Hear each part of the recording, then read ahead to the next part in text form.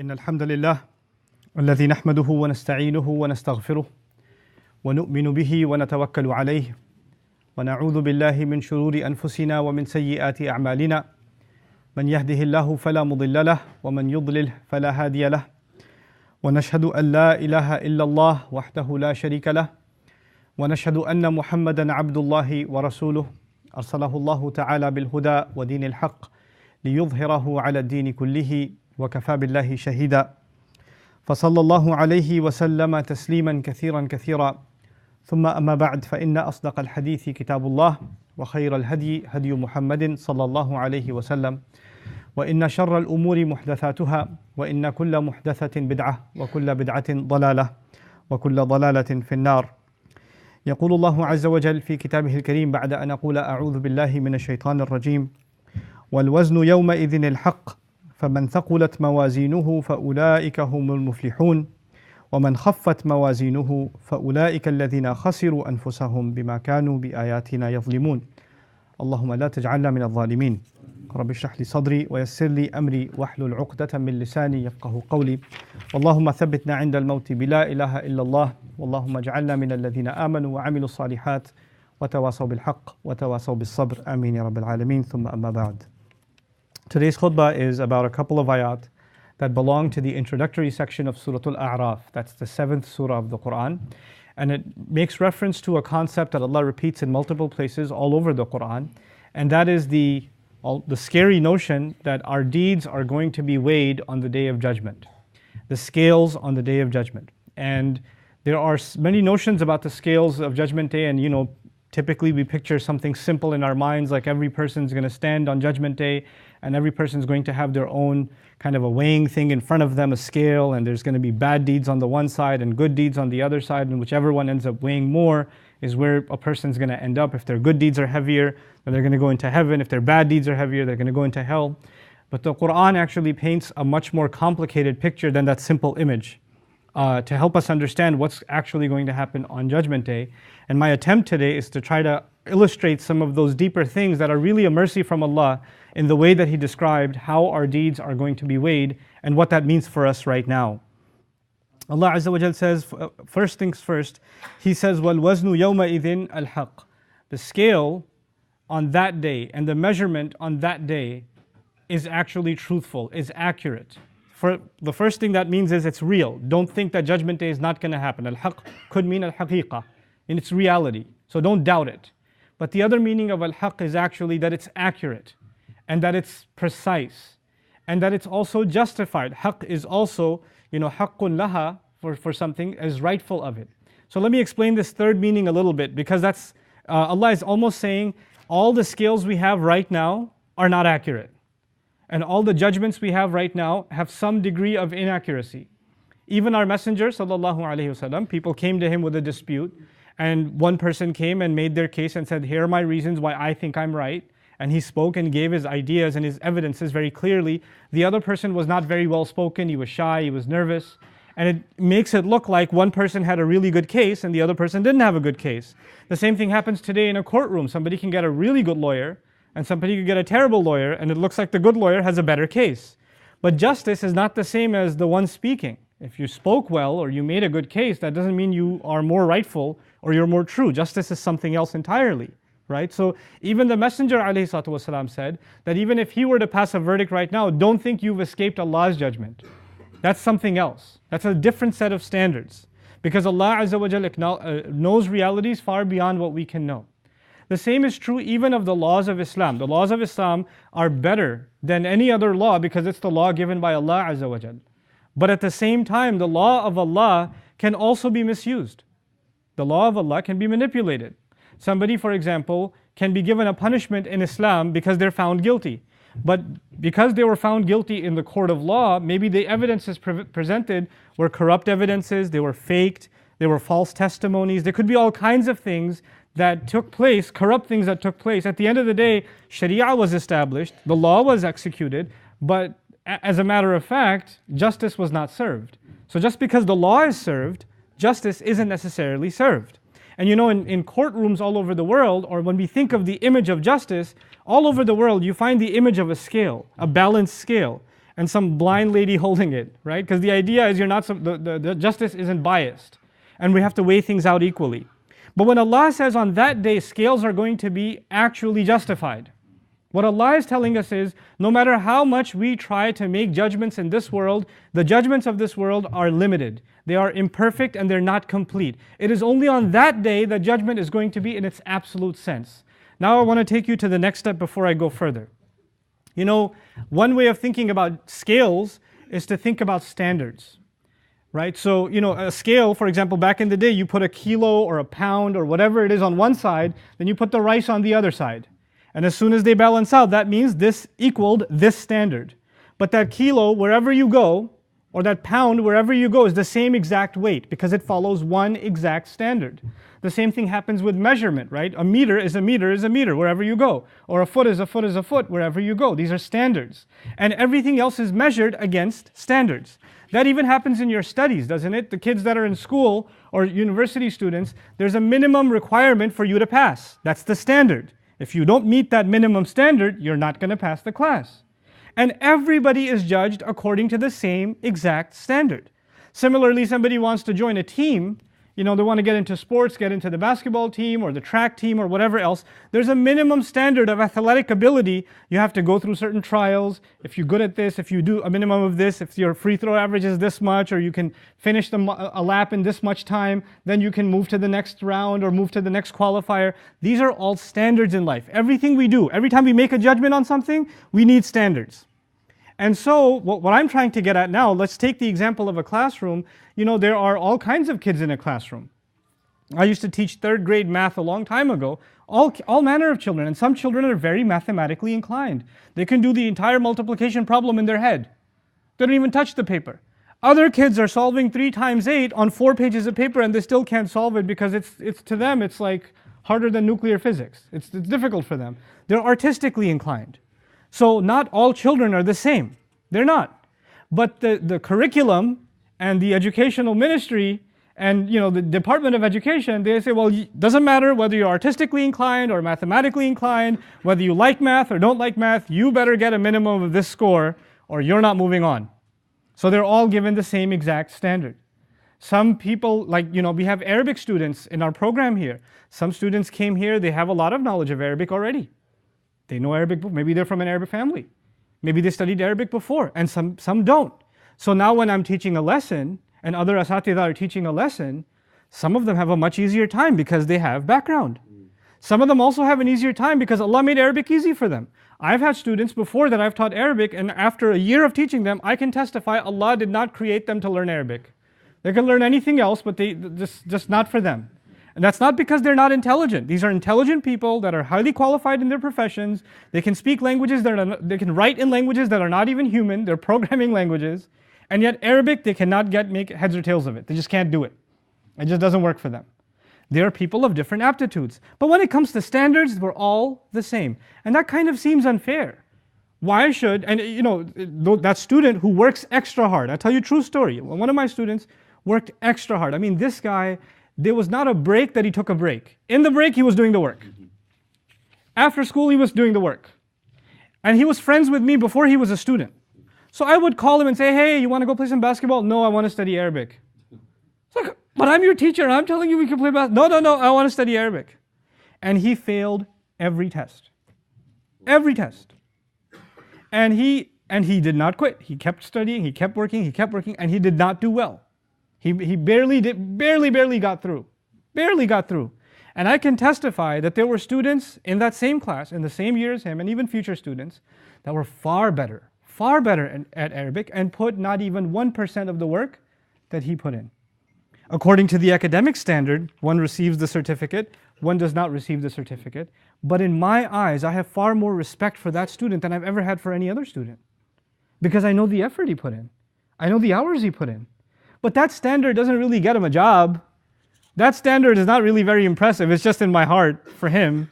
He can't really use that anywhere else. He can't say, well, my teacher really appreciated the effort though. I mean, I got an F, but he really respected the work I put in.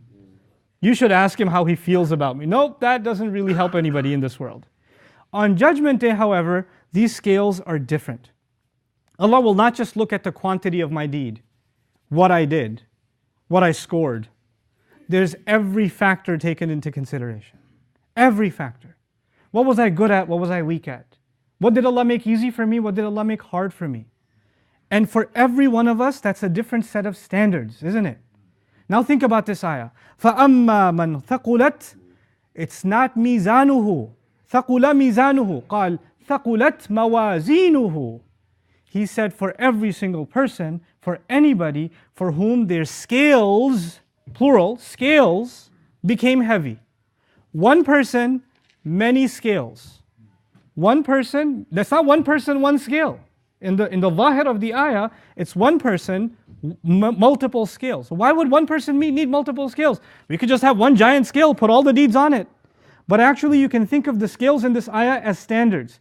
You were given a different life than other people. Your parents are different. The family environment you grew up in is different. Your personality is different. You have a very hard time controlling your temper. Your friend has a really good control over their temper. Your brother is very calm and you're very excitable. Now, if Allah made you less capable of controlling your anger, and Allah made your brother or your sister much more calm.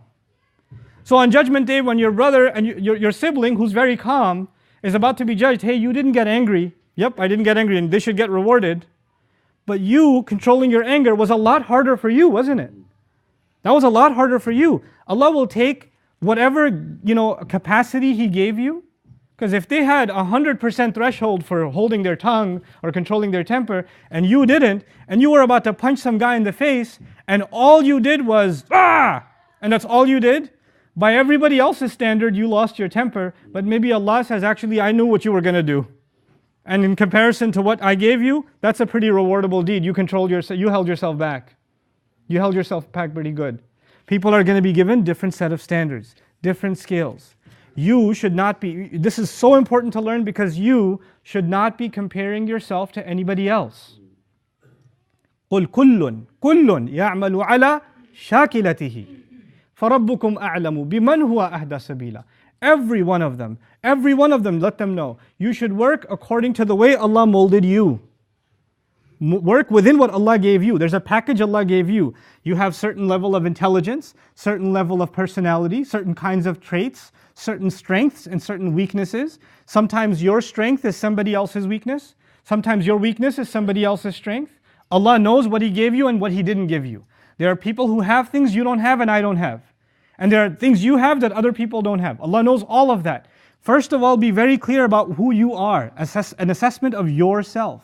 This is why Allah says, بَلِ الْإِنسَانُ عَلَى نَفْسِهِ بَصِيرًا A human being is in full view only truly of himself. You and I should be very, very self-aware of what it is that we're capable of and what it is that we're not capable of. And we should not be making unfair comparisons of ourselves to others. So I want to start off with when we make comparisons of ourselves to people that are better than us in some things. People come up to me and say, I wish I knew Arabic like that, but I'm a taxi driver. I drive a taxi 20 hours a day to make ends meet. I don't have any opportunity. May Allah forgive me. No, you don't need to ask forgiveness for working hard. Al-Kasibu Habibullah, you're working hard. You're earning for the sake of Allah. Somebody who comes to prayer 5 times a day in the masjid, joins the jama'ah, may Allah reward them. But somebody else working in New York City driving a taxi and has to double park so they can pray dhuhr in 30 seconds or less before the cop comes and gives them a ticket, Allah will reward them for that too. They're not any less of a Muslim because they're doing that. For some people, staying away from haram is very easy. You could say, Alhamdulillah, I don't kill anyone. Qatl is haram, I haven't killed anybody, so Allah will reward me. But if you're in a village, or if you're in a society where people are killing each other and there's a war going on, or there's pressure on the kid to join a gang, or to be initiated, or he's going to get killed, and he refuses to do it and puts his life in danger, puts his family's life in danger, but refuses to do the crime, then for that person not to kill is a much more rewardable deed, isn't it? Because it's a different story for him. It's not as simple as it is for you and me. So the challenges that were presented, think about our youth. Our teenagers, so many of our youth are going to the public school system. Do you know how often they're offered drugs? How easy access to alcohol has become for young people? How often just sexual relationships? That's just become a commonplace. 8th graders joke about it. I go to, there's a pizzeria nearby. They have like dollar slice pizza on certain days of the week, and you see a lot of high school kids in the pizza place because it's cheap. And the conversations they're having. And you're just listening, these are kids now in school? But you know what? When our kids are in that school, and they're exposed to that environment, and they're staying away from those major sins, then you know what? I'm not going to be so hard on them because they don't get up for tahajjud, or they're not at the masjid for fajr. That's okay, because the battle they're fighting is a pretty big one. And we can take it a little easy on them, and لَتَرْكَبُنَّ طَبْقًا عَنْ طَبَقٍ. There's a different set of standards. Just because you and I were raised perhaps in a much safer environment, in a much easier environment, they have a much harder challenge. Maybe if we were in their place, we wouldn't have survived. We wouldn't have had the aptitude. Allah only put them in that time and place because He knows what they're capable of. And so that's the next part of this equation. Yes, every one of us will be judged according to our own predisposition, the package that Allah gave us, the environment that Allah gave us, but also Allah would not have put us in that situation if He didn't know that we can handle it. لا يكلف الله نفسا إلا وسعها. Allah does not put a burden on anybody except that He knows that they can bear that burden and they're capable of doing better. So now that I'm talking about the minimum, I want to go to the other end. Somebody then uses what I just said so far and says, well, I took a good assessment of myself and I realized that Allah has made me very weak, and therefore I don't pray 5 times because Allah just didn't make me that way. So you shouldn't judge though. I don't compare myself to anybody else who prays 5 times or, eats, because I got a different standard. I thought about the khutbah in the car on my way and I got pretty low standards. So Allah's going to go easy on me because, He set the bar pretty low when He made me. You can't lie to yourself. And you can.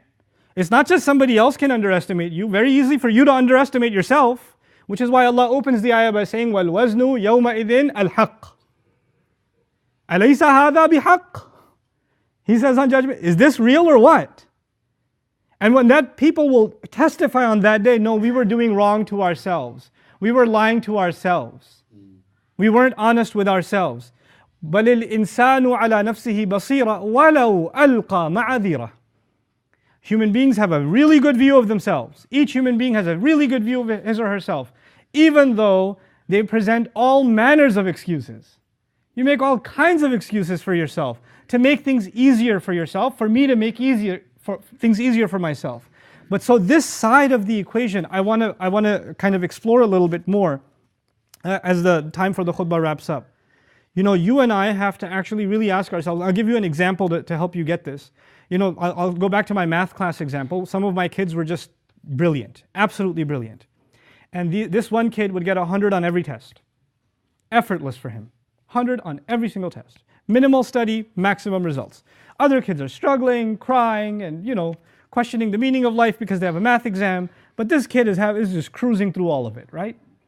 But this one time, this kid took it way too easy. Didn't study, didn't prepare, took the test, and he got an 85. He always gets 100. This time he got an 85. Everybody else in class actually got less than an 85. It was a hard test. So he still scored the highest in the class.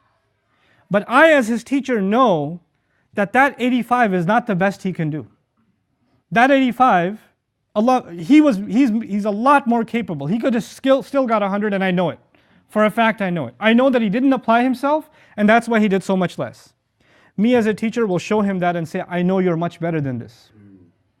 I know you're far more capable than this. And he will look around and say, what? It's still the highest score in the class. Because now you're still comparing yourself to who? Everyone else. You refuse to compare yourself to what you're capable of. You have to learn to compare yourself to what Allah has given you. Have I really done my very best? Which is why the word mawazeen in this ayah, فَأَمَّا مَنْ خَفَّتْ أَوْ ثَقُلَتْ مَوَازِينُهُ فَأُولَٰئِكَ هُمُ الْمُفْلِحُونَ وَأَمَّا مَنْ خَفَّتْ مَوَازِينُهُ. Mawazeen can also be the plural of the word mawzuna. Mawzuna means the thing that is being weighed. Allah is not going to gather the number of our good deeds. He's actually going to look at the weight of our good deeds. How much work was put into this good deed? How much quality or sacrifice or effort was it put into this good deed? In this life right now, all we can judge is results. That's all we can judge. The team who came in second place, they came in second place. They didn't win the championship. That's all we know. You're not going to say, by the way, guys, you put lots of hours into practice, and I know you just really, really worked hard, and the rehearsals went, no, you didn't win. So none of that counts for anything. Either you brought the gold or you didn't get the gold. Either you won or you didn't win.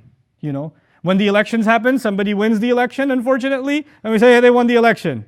The one who lost, you can't say, oh, nice effort. No, effort doesn't mean anything. I didn't get anywhere. When you do a great interview at a job and you didn't get the job, well, doesn't matter if the interview went great or you were well prepared or your resume was really good. All those efforts now mean nothing in this life because we don't judge by effort. We judge by results. That's what we care about. But in that life, in the next life, when the real scale is established, let me tell you something, results will not matter. Results will not matter. The only thing that will matter on that day will be what? Efforts. Sincere efforts. This is actually the core principle. وَأَلَيْسَ لِلْإِنسَانِ إِلَّا مَا سَعَى. Allah says a human being will have nothing to their advantage except whatever effort they made. Whatever effort they made. That's all that's going to matter. Nobody can see your effort. Nobody can see your struggle. Nobody can see how hard it was for you, but Allah does. And He brings that out on Judgment Day. So now, I want to bring you finally to some things that we think we take lightly, but they will be, because I'm talking about deeds being heavy, deeds being light. Allah says sometimes people think they put a lot of effort in, or they have a lot to show Allah. I built an entire masjid, I did this, I did that, I did the other, but maybe Allah made all of those things easy for you, and it required no effort. And you saw these big things, and you figured, I'm going to show Allah what the square footage was. I'm going to show Allah how big the check was that I gave. And that in this life, that big check has weight. But in that life, that check has no weight.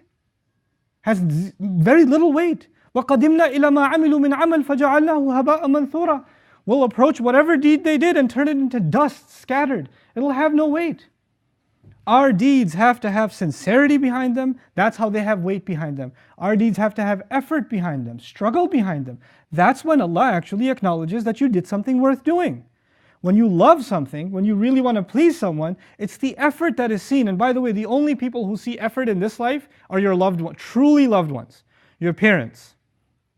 Even when you fail the exam, your mother will come, your father might beat you up, but your mother will come and console you and say, I know how hard you worked. I know how you stayed up all night. And at least she'll acknowledge some effort that you made. Some hope will be there. Some appreciation will be there, right? So when you have a loved one, then they acknowledge the effort. And who loves us more than Allah Azza wa Jal? So finally, I want to share with you just a couple of things that weigh really heavy on Judgment Day. Because now, if I am talking about things that are going to weigh heavy and weigh light, and we want all of our scales on Judgment Day to be heavy, at least let's walk away from this khutbah learning some things that are in fact very heavy on Judgment Day. Allah Azza wa Jal describes in a very powerful, beautiful hadith of the Prophet ﷺ, he gives us this key from Allah Azza wa Jal. كَلِمَتَانِ خَفِيفَتَانِ عَلَى اللِّسَانِ ثَقِيلَتَانِ فِي الْمِيزَانِ حَبِيبَتَانِ إِلَى الرَّحْمَنِ. He says there are two words that are really light to say on the tongue, but they're really heavy in the scale. They are mighty in the scale. As a matter of fact, I'm reminded in another hadith of the Prophet ﷺ, there's a man who comes before Allah on Judgment Day and his bad deeds are weighed and they're massive. And he's asked, do you deny any of them? Do you have any excuses? And he says, nope. Ya Rabb, are any of these inaccurate? Did the writers who write your deeds down, did they write incorrectly? No, Ya Rabb, I swear, it's accurate, it's all good. You have one good deed. Bring the good deed. And it's a slip of paper which has the kalima on it. That's all it is. And they put the slip of paper on the other side and it outweighs everything else. It outweighs everything else. In this particular hadith, the Prophet ﷺ tells us there are two words, light on the tongue, but very heavy on the scales, and they're really beloved to Allah. Habibatani ila Rahman. The Rahman, the one who shows love and care and mercy, really truly loves them. What are those two words? Subhanallahi wa bihamdihi, Subhanallah al-Azim. But let me tell you, it is not the tongue that weighs heavy on Judgment Day. It's the heart that does. These words and the words of Allah, when they're just said from the tongue, mean nothing. But when the tongue is connected to the heart, it means something. So that's what I want to spend a couple of minutes on, and we end this khutbah, inshaAllah ta'ala. You know, Subhanallah wa bihamdihi essentially is saying how perfect Allah is, and how no matter what circumstance, I thank Him, and I appreciate Him, and I praise Him. Allah is perfect, I thank Him, and I praise Him, basically. Now, You and I go through some tough situations in life. And when things get tough, things are not perfect, then we sometimes tend to blame Allah. Why is Allah doing this to me? Why did I have to go through this? Why did I have to be put through this pain? This person is much worse than I am and they get away with everything. And look at me. Why does Allah keep torturing me? Over and over and over again. This doesn't seem fair. When you're questioning Allah's fairness, you're considering Allah less than perfect. You're denying subhanallah. When you question like that, your mind, your heart is losing sight of the fact that Allah is beyond criticism. That everything He does is perfect. Everything He does is perfect. So saying subhanallah is something else. Feeling subhanallah is very heavy in the scales. Feeling it under all circumstances is a different matter altogether. وَبِحَمْدِهِ. And no matter what I'm going through, whatever you're going through, that is reason for me to complain and cry and criticize and stress and have anxiety. Despite all of that, the only thing that comes from my heart for Allah is praise and thanks. I am positive towards Allah no matter what negative surrounds me. If you can pull that off, man, that is heavy in the scale. That's really heavy in the scale. And then coupled with it, subhanallah al-azim, how perfect Allah the Great, meaning never do you ever think or feel or say anything that takes away from the greatness of Allah. You don't complain about Allah or talk about Allah in a way that's not befitting. You know, people have different kinds of relationships with God. Christians sometimes, my Christian friends will say, yeah, I'm kind of mad at God nowadays. We were good friends before, but it's kind of, He hasn't been listening lately. And then there are other faith traditions in which God is a mighty, scary, high, sacred figure, and you don't speak about Allah except if you're afraid. Islam is a combination of both of those things. We are friends before Allah. We are close to Allah. We have a love for Allah, and we're also respectful of Allah at the very same time. You don't talk about Allah or talk to Allah like you're talking about one of your buddies. Allah, you know. It doesn't work that way. No. We're talking about Allah. You don't get to do that. Even though we have a loving relationship with Him, and He understands, and He listens, and He loves. But we don't become casual like that with Allah Azza wa Jal. But on the other hand, we're not so scared of Allah that we're never friends with Him. That we can never take our problems to Him, and never beg and plead with Him. But we have to remain a constant. Allah is not angry with us. Allah does not hate us. Allah is not punishing us. This world is not for you to be punished. Whatever you and I are going through is never, ever, ever going to be a punishment. Throughout it all, you and I will maintain Subhanallah wa bihamdihi, Subhanallah al-azim, and our scales will be heavy. Other people will think your deeds are worthless, you're not a good Muslim, you don't even have a beard, you don't even wear a hijab, you don't even do this, you don't even do that. They'll list all the things you don't do. They don't know what you do, that is with Allah. They don't know how hard it was for some of you to give up alcohol. Allah knows that. They don't know that. All they see is this person used to drink. That's all they see. They don't see the sacrifice you made, the pain you went through, the difficulty you carried to get away from that sin. That is between Allah and you. Allah knows that, and it will weigh heavy on the Day of Judgment. May Allah Azza wa Jal help us appreciate the weight of our deeds, and may Allah Azza wa Jal help us see that even the smallest of things that we do can become very, very, very heavy on Judgment Day. Barakallahu li wa lakum fil Qur'an al-Hakim, wa nafa'ani wa iyyakum bil ayat wa dhikr al-Hakim. Assalamu alaikum wa rahmatullahi wa barakatuh. Alhamdulillahi wa kafa, wa salatu wa salamu ala ibadihi alladhina istafa. خصوصا على أفضلهم وخاتم النبيين محمد الأمين وعلى آله وصحبه أجمعين. يقول الله عز وجل في كتابه الكريم بعد أن أقول أعوذ بالله من الشيطان الرجيم إن الله وملائكته يصلون على النبي يا أيها الذين آمنوا صلوا عليه وسلموا تسليما. اللهم صل على محمد وعلى آل محمد كما صليت على إبراهيم وعلى آل إبراهيم في العالمين إنك حميد مجيد. اللهم بارك على محمد وعلى آل محمد كما باركت على إبراهيم وعلى آل إبراهيم في العالمين إنك حميد مجيد.